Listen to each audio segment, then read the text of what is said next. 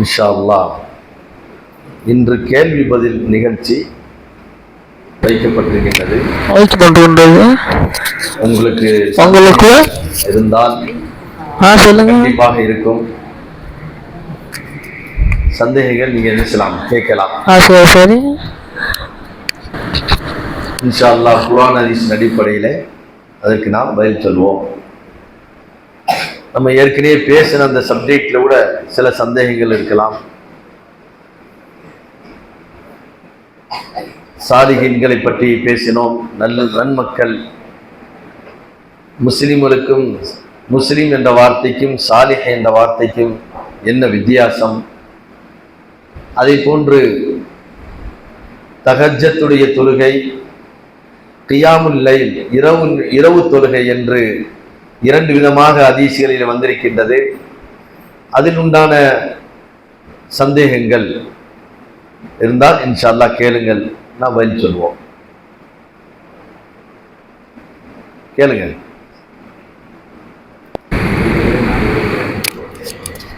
கேட்கலாமா? ரெடியா?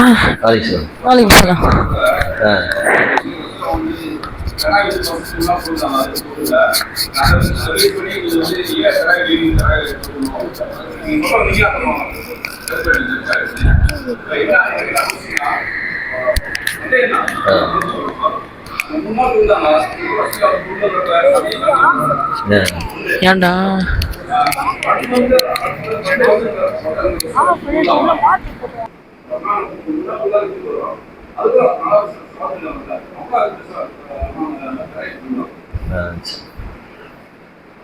அது மேல இருக்க மைக்கை மேல மைக் கொண்டு வச்சு அது கேட்கு.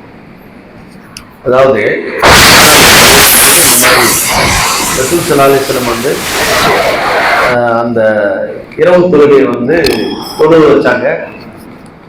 ஆனா வந்து 3 நாள் தொழுவ வச்சாங்க அப்படிங்கிற அந்த சப்ஜெக்ட் நம்ம சொல்லல. இருந்தாலும் ரசூலுல்லாஹ் 3 நாள் தானே தொழுவ வச்சிருக்காங்க. அப்புறம் அதுக்கு முன்னாடி தொழுவ வச்சதாக எந்த அதிசயம் வரல.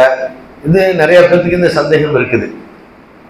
நம்ம ஏன் தொடர்ச்சியாக தொழுகணும்? ஒரு மாதம் பூரா தொழுகிறோம்ல.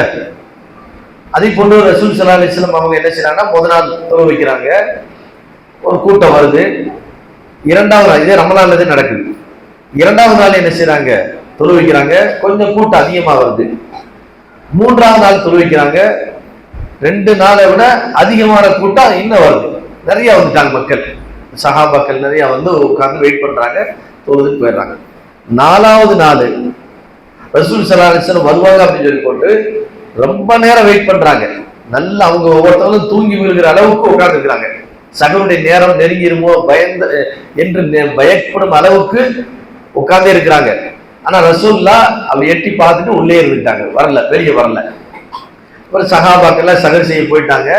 போனதுக்கு பின்னாடி அல்லாஹ்வுடைய தூதர்கிட்ட கேட்டாங்க, இந்த மாதிரி அல்லாஹ்வுடைய தூதரே, இன்னைக்கு நாங்க எல்லாம் நிறைய வந்திருந்தோம், நீங்க ஏன் வந்து தொழு வைக்க வரல அப்படின்னு கேட்டாங்க.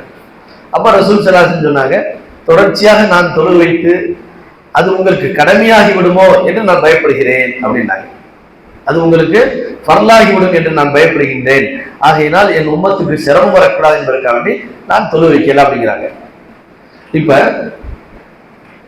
பொதுவாக ரசூல் ஸல்லல்லாஹு அலைஹி வஸல்லத்துடைய வாழ்க்கை எப்படி அப்படிங்கிற பார்த்தால், அவங்க வந்து நேமமாக நிரந்தரமாக தஹஜ்ஜத் தொழக்கூடிய பழக்கம் அவங்கள்ட்ட இருந்துச்சு. அதுல எதுக்கும் விட்டுட்டு இந்த மாதிரி 4 நாளைக்கு செஞ்சுட்டு 5 நாளைக்கு செஞ்சு அந்த மாதிரி செய்யல, தொடர்ச்சியாக அவங்க செஞ்சிருக்கிறாங்க.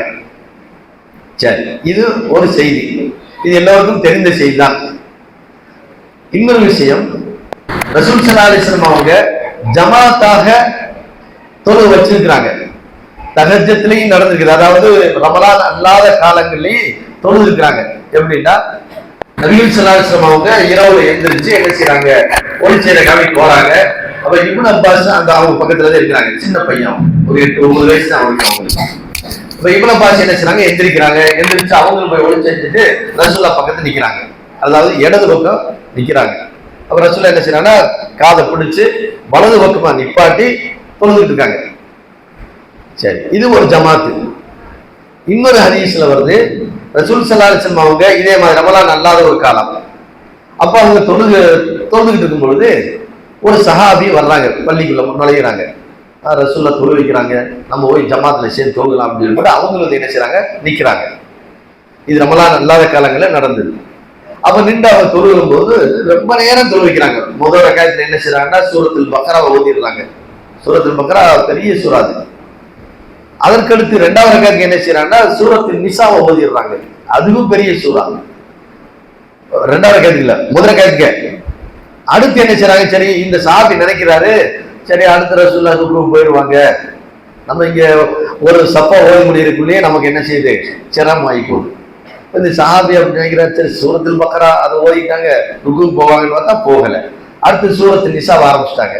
அப்பயும் இந்த சஹாபி மனசுக்குள் நினைக்கிறாரு, சரி ருக்கு செய்வாங்க அப்படின்னு. ருக்கு செய்யல. திருப்பி சூரத்து ஆல இம்ரான் ஆரம்பிச்சிட்டாங்க. இது வந்து ஒரு பெரிய சூறாக்களின் புறமே கிட்டத்தட்ட ஒரு 4-5 ஜுசு வரைக்கும் இது வந்துடுது. 5 ஜுசு முடிய இந்த 3 சூறா மட்டுமே இருக்குது.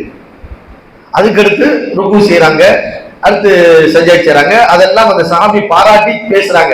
அல்லாஹ்வுடைய தூதர் எவ்வளவு அழகாக தொழு வைத்தார்கள் என்றால் அதை கேட்பதற்கு இன்பமாக இருந்தது.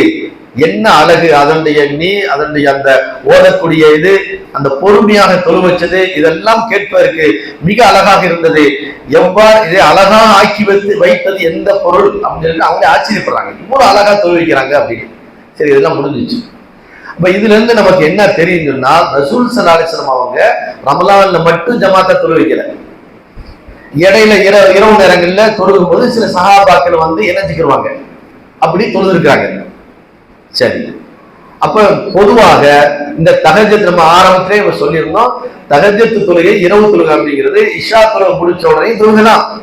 இரவுல எப்ப நமக்கு முழிப்பு வருதோ அப்பயும் நம்ம தொழுதுக்கலாம் அப்படிங்கிறது பொதுவான செய்தி. எப்ப வேணாலும் தொழுகலாம். இப்ப ரசூல் ஸல்லல்லாஹு அலைஹி வஸல்லம் நிரந்தரமாக தொழுதார்கள் அப்படிங்கிறதும் இடையிடையே ஜமாத்தாக தொழுதார் அப்படிங்கிறதும் ஹதீஸ்ல வருது. இப்ப நம்ம என்ன செய்யறோம், ரசூல்லா 3 நாள் தானே தொழு வச்சிருக்கிறாங்க, மத்த நாள் ஏன் தொழு வைக்கல, நம்ம மட்டும் தொடர்ச்சியா தொழு வைக்கிறோமே அப்படிங்கிறது சந்தேகம். இப்ப ரசூல் ஸல்லல்லாஹு அலைஹி வஸல்லம் ஒரு வார்த்தையை சொல்றாங்க, இது தொழு வச்சு மக்கள் ஆர்வமா வர்றதை பார்த்து அல்லாஹ் இதை கடமையாக ஆக்கினாலும் ஆக்கிடுவான்னு நான் பயந்துட்டு அதனாலதான் ஜமாத்தா தொழு வைக்காம வந்துட்டி அப்படிங்கிறாங்க. இப்ப நம்ம வந்து ஜமாத்தா தொழுகிறோமா இல்லையா, தொடர்ச்சியா? இனி கடமையாக போறது இல்லையா, ரசூல்லா செஞ்சாதான் அது கடமையாக ஆகும், நம்ம செய்தாலும் கடமையாக ஆகாது. அதனால நம்ம தொடர்ச்சியா ஜமாத்தா ரமலான்லையும் தொழுகலாம், ரமலான் அல்லாத காலையிலும் தொழுகலாம், அல்லது விட்டு விட்டு தொழுகினாலும் தொழுகலாம். அதனால தவறல்ல, தொடர்ச்சியா செய்வது பிதஅத் இல்லை.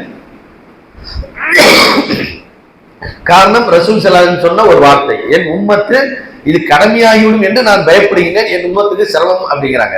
அப்ப தொடர்ச்சியா செய்யறதை அவங்க தடுக்கல ஜமாத்தா. ஏன்னா இனி நம்ம தொடர்ச்சியா செஞ்சனால கடமையாகாது, பரவாயில்ல, சுன்னத்து தான், அது எப்பயுமே சுன்னத்தேன். இப்ப தொடர்ச்சியா செய்யலாமா செய்யக்கூடாதா பிரச்சனையே இல்லை. ரசூலுல்லாஹ் தொடர்ச்சியா செஞ்சிருக்கிறாங்க, நம்மளும் தொடர்ச்சியா செய்ய போறோம். ஜமாத்தாக அப்பப்ப செஞ்சிருக்கிறாங்க, விட்டு விட்டு செஞ்சிருக்கிறாங்க. நமக்கு வந்து ஆதாரம் என்னவென்றால் ஜமாத்தாக தொழு வச்சிருக்கிறாங்களா, அதுதான் ஆதாரம். தொழு வச்சிருக்கிறாங்க, விட்டு விட்டு தொழு வச்சிருந்தானா விட்டு விட்டு தொழுலாம், அதனால் தவறும் இல்லை. ஆனால் தொடர்ச்சியாக தொழுவது வந்து பிதஅத்தாக ஆகுமா என்றால் பிதஅத்தாக ஆகாது. காரணம் ரசூல் ஸல்லல்லாஹு அலைஹி வஸல்லம் தொடர்ச்சியாக தொழுதிருக்கிறாங்க. பல ஹதீஸ்ல வருது, இடையில போய் என்ன செஞ்சிருக்காங்க, சஹாபாக்கள் இரவு நேரங்களில் போய் சேர்ந்திருக்காங்க அப்படின்னு தெரியுது. ரமலான்ல மட்டும் கூட்டங்கள் அதிகமா வந்திருக்கிறாங்க. அப்படி கூட்டமா வந்ததை பார்த்துட்டு ரசூல் என்ன செய்றாங்க, நிறுத்திக்கிட்டாங்க. இப்ப நம்ம தொடர்ச்சியை தொழுகலாமா தொழுகலாம் தாராளமா. ஏன்னா நம்ம தொழுகிறனால கடமையாக போறது இல்லையே. அவங்க சொன்ன ஒரே வார்த்தைன்னா கடமையாகிவிடும் என்று நான் பயப்படுகின்றேன். அதனால நீங்க என்ன செய்யுங்க, தொழுதாலும் சரி தொழுகாட்டியும் சரி, தொடர்ச்சியா தொழுதாலும் சரி, தொடர்ச்சியா தொழுகல அப்படின்னாலும் பரவாயில்லை, அதனால தவறு இல்லை.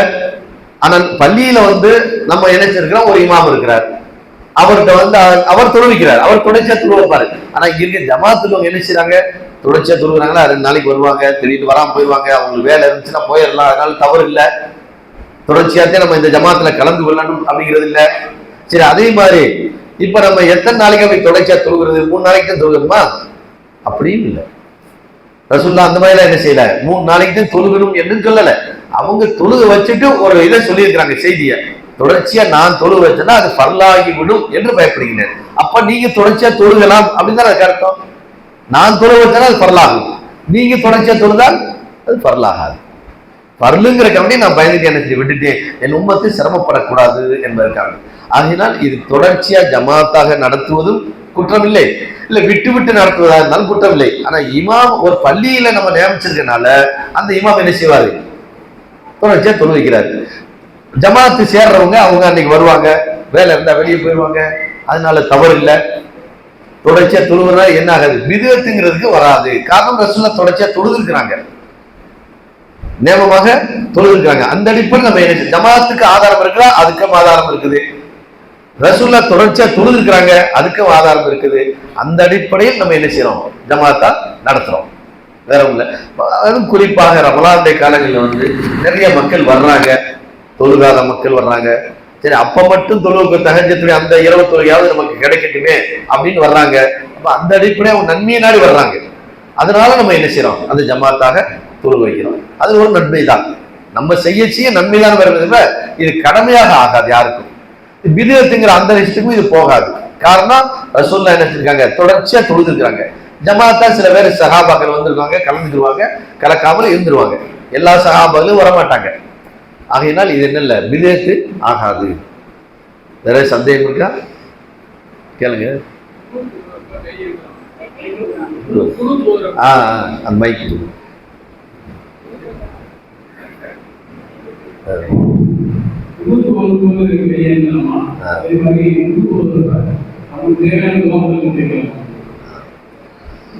இந்த குனூத் சம்பந்தமாக சில ஹதீஸ்கள் வருது. அது இப்னு மஸ்ஊத் ரலியல்லாஹு தஆலா அவங்க வந்து அறிவிக்கிறாங்க, அல்லாஹ்வுடைய தூதர் எனக்கு கற்றுக் கொடுத்தாங்க சில வார்த்தைகளை அப்படின்னு சொல்லிட்டு இந்த குனூத்தை ஓதுறாங்க. அல்லாஹ் மஹ்தினா ஃபீமன் அல்லாஹ் மஹ்தினி ஃபீமன் ஹதைத் வ ஆஃபினி ஃபீமன் ஆஃபைத். இதை வந்து இது ஒரு துவா தான். இது ஒருத்தர் கையேந்தி துவா கேட்டார் என்றால் அதை நாம வந்து குற்றம்னு சொல்ல முடியாது. ஏன்னா ஹதீஸ்ல கையேந்து கேட்டிருக்காங்களா இல்லையா அப்படிங்கிறது இல்லை.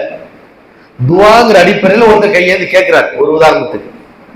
அப்ப அந்த துவாங்கிற அடிப்படையில் கேட்கிறார் அப்படின்னு சொன்னால் அது என்ன செய்யாது, குற்றமாக ஆகாது. ஆனால் கையேந்தி தான் கேட்கணும் அப்படி என்றால், அல்லது கையேந்தி கேட்கக்கூடாது, சும்மா நின்ற மேரைக்கு தான் கேட்கணும் அப்படிங்கிறதோ ஹதீஸ்ல எதுவுமே இல்லை. ரசூல் ஸல்லல்லாஹு அலைஹி வஸல்லம் கையேந்தவில்லை என்றும் இல்லை, கையேந்தி கேட்டார்கள் அப்படிங்கிறதும் இல்லை. இப்போ உதாரணமாக ருக்கு இது செய்யறோம், ருக்குவுக்கு போறோம். ருக்குவுக்கு போகும்பொழுது ரசூல் ஸல்லல்லாஹு அலைஹி வஸல்லம் என்ன செய்யறாங்க, கையை உயர்த்திட்டு ருக்கு போறாங்க. ருக்குல இருந்து எந்திரிச்சுக்கும் பொழுதும் கையை உயர்த்துகின்றார்கள். இப்ப இது என்னன்னு சொன்னால் ரசூலுல்லாஹ்வுடைய செயல். அப்படியே அங்க அறிவிப்பு வந்துருச்சு, ஹதீஸ்ல வருது. ரசூல் ஸல்லல்லாஹு அலைஹி வஸல்லம் அவர்கள் ருக்குவுக்கு செல்லும் பொழுது கையை உயர்த்தினார்கள், ருக்குவிலிருந்து எழுந்திருக்கும் பொழுதும் கையை உயர்த்தினார்கள் அப்படின்னு வருது. அதனால நம்ம என்ன செய்யறோம், ருக்கு போகையிலேயே ருக்குல எழுந்த பிறகு கையை உயர்த்துறோம். ஆனால் குனூத்துல வந்து பொதுவாக நம்ம துஆக்கள்ல கையை உயர்த்தி இருக்கிறாங்க, அந்த மாதிரி ஹதீஸ் எல்லாம் இருக்குது. ஆனால் குனூத்துல கையை உயர்த்தினார்களா இல்ல கையை உயர்த்தவில்லையா என்பது ஹதீஸ்ல இல்லை. ஆனா அது துஆங்கிற ரசூலுல்லாஹ் சொல்லிட்டு இருக்காங்க, அது ஒரு துஆ அப்படின்னு சொல்லி ரசூல் ஸல்லல்லாஹு அலைஹி வஸல்லம் சொல்லியிருக்கிறாங்க.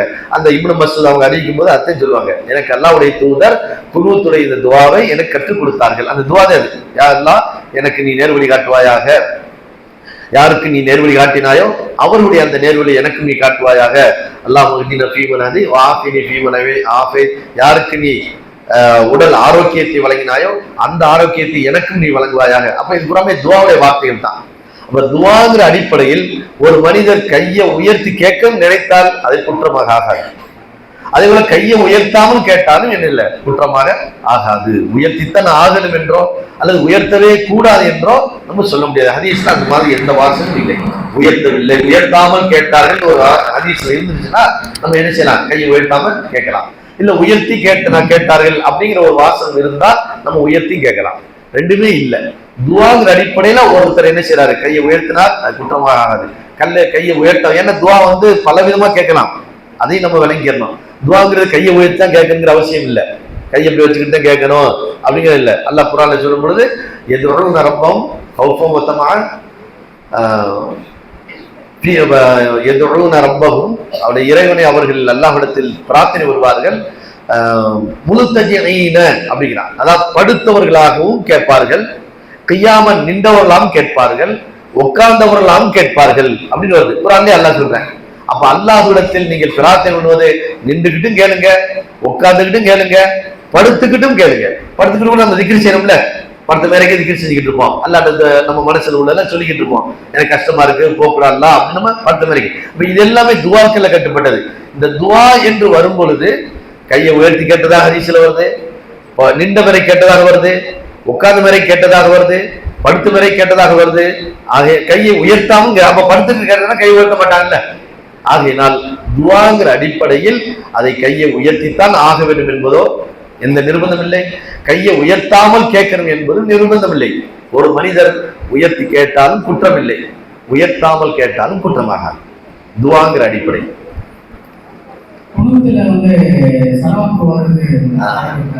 சரி, இது ஒரு கேள்வி. இது ரொம்ப காலமா நம்ம இந்த பள்ளியில வந்ததுல இருந்து இப்படி ஒரு கேள்வி ஓடிக்கிட்டே இருக்குது. அதாவது இப்னு மாஜாவுங்கிற நூல்ல இந்த ஹதீஸ் பதிவு செய்யப்பட்டிருக்கு. இந்த ஹதீஸுடைய இதுல இந்த அதாவது ஹுசைன் ரலியல்லாஹு அன்ஹு அறிவிக்கிறாங்க. அவங்க அறிவிக்கும் போது எப்படி சொல்றாங்கன்னா, இந்த மாதிரி அல்லாஹ்வுடைய தூதர் எனக்கு இந்த இதை கற்றுக் கொடுத்தார்கள் அப்படின்னு சொல்லிட்டு அந்த துவா சொல்லுவாங்க, அல்லாஹ் மஹ்தினி ஃபீமன் ஹதீத் அப்படிங்கிற துவா சொல்லிட்டு அடுத்து வகால கூறினார்கள், ஸல்லி அலன் நபியி முஹம்மதின், நபி ஸல்லல்லாஹு அலைஹி வஸல்லம் அவர் மீது ஸலவாத் சொல் என்று கூறினார்கள் அப்படின்னு வருது. இப்ப இந்த ஒரு வார்த்தை அந்த இதுல இருப்பதை சில அறிஞர்கள் என்ன செய்யறாங்கன்னா, இது இடையில் சேர்க்கப்பட்ட வார்த்தை அப்படிங்கிறாங்க. சில அறிஞர்கள் என்ன சொல்றாங்கன்னா, இல்ல இது ஏன்னா முன்னுள்ள ஹதீஸ் சஹீஹான ஹதீஸ், அந்த அறிவிப்புல எந்த ஒரு பிரச்சனையும் இல்லை, அது சஹீஹ்னு போட்டுறாங்க. ஹதீஸ் சஹீஹான ஹதீஸ் தான். இந்த வகால ஸல்லி அலன் நபி முஹம்மதின் அப்படிங்கிற இந்த வார்த்தையை மட்டும் என்ன செய்யறாங்கன்னா சில அறிஞர்கள் தான், எல்லோரும் அல்ல.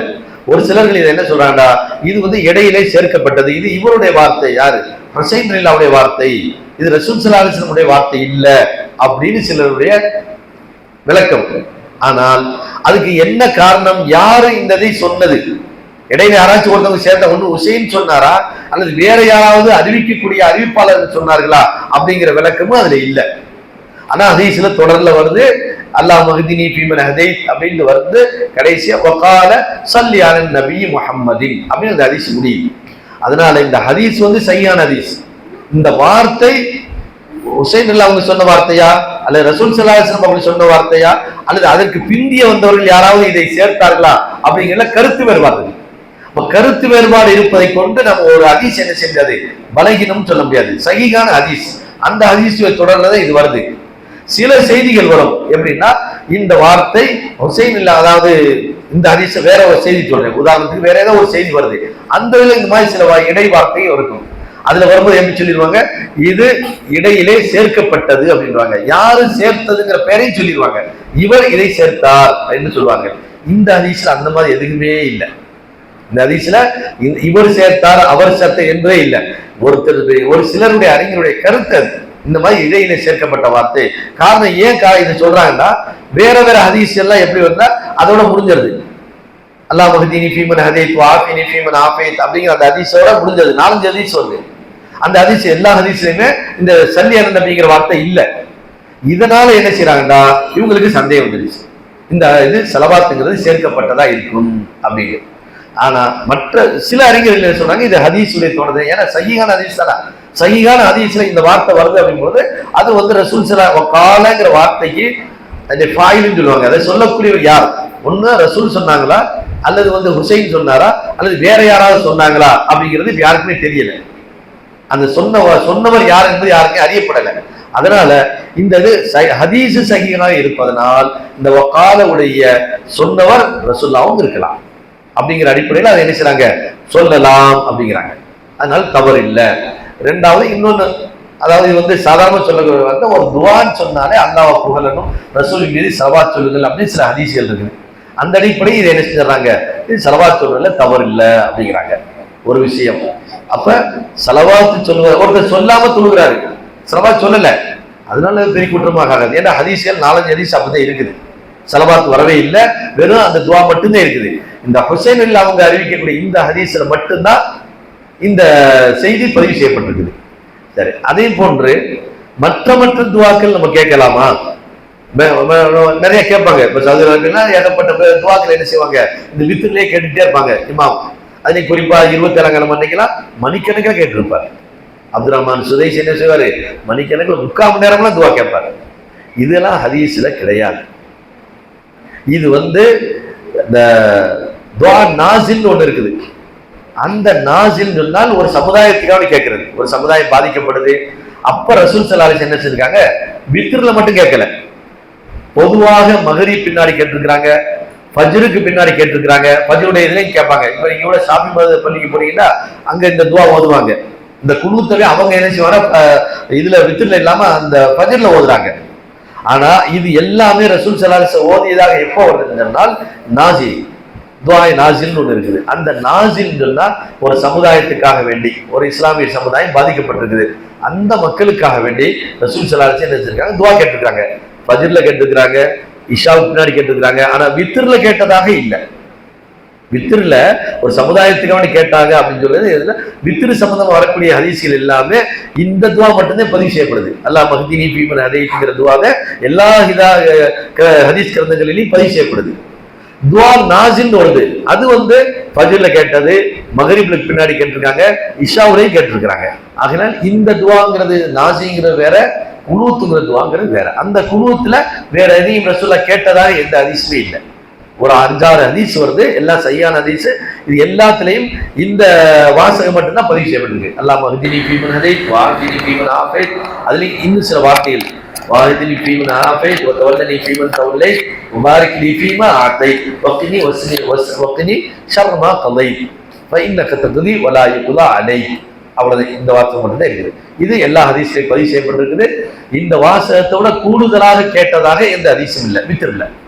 மற்ற தொழுகையில நம்ம துவா கேட்கலாம். இப்ப பலஸ்தீன் மக்களுக்கான கேட்கிறாங்க நிறைய இடங்கள்ல, அதே போல பர்மாவில் பாதிக்கப்படும் பொழுது கேட்டாங்க, அதே போல இந்த குஜராத்தில் பாதிக்கப்படும் பொழுது இங்க உள்ள மக்கள் என்ன செய்றாங்க, துவா கேட்டாங்க. இந்த மாதிரி துவாக்கள் வித்ரு அல்லாத மற்ற நேரங்கள் என்ன செய்யலாம், கேட்கலாம். வித்ருல இந்த துவா மட்டும் கேட்டிருக்காங்க ரசூல் ஸல்லல்லாஹு அலைஹி வஸல்லம். சரிங்களா? வேற ஏதாவது கேள்வி இருக்குங்களா? சரி, இன்ஷா அல்லாஹ் இனிமேல் தானே தயாரா வருவீங்க. அடுத்து மிக முக்கியமாக பெண்கள்கிட்ட இருந்து சில கேள்விகள் வரணும், நம்ம அதை எதிர்பார்க்கிறோம். இன்ஷா அல்லாஹ் நீங்களும் சில கேள்விகளை கேட்டு மார்க்க விஷயங்களை தெளிவுபடுத்திக் கொள்ளுங்கள். அல்லாஹ் தஆலா நம் அனைவருக்கும்